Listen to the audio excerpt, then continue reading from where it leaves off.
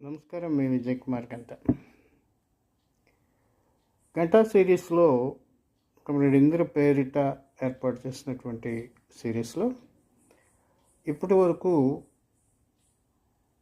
దాదాపు 12-15 పుస్తకాలు తీసుకొచ్చాం. అవి కాక అనేక పుస్తకాలు దగ్గర 50 వరకు పుస్తకాలు తీసుకొచ్చాం. కానీ చిరుపుత్తాలుగా ఇస్తే అందరూ చదవటానికి వీలుగా ఉంటాయనే ప్రఖ్యాత రచయిత మల్లెతీగ ప్రచురణకర్త కల్మశ్రీ గారు ఇచ్చిన సూచన మేరకు చిరుపత్తాలని తీసుకొస్తున్నాం.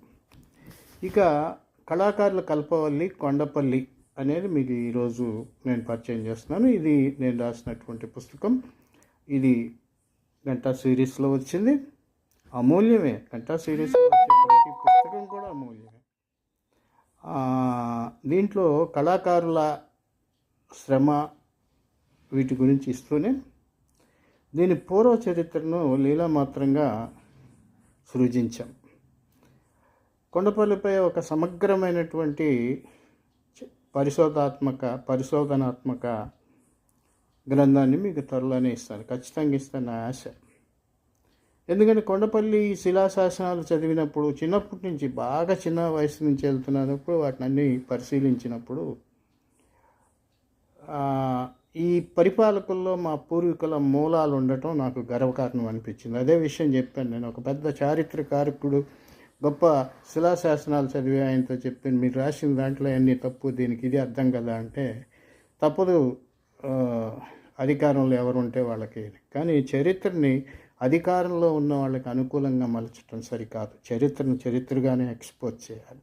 చరిత్రను చరిత్రకారులుగా ఎక్స్పోజ్ చేస్తే కొన్ని సమస్యలు పరిష్కారం అవుతాయి.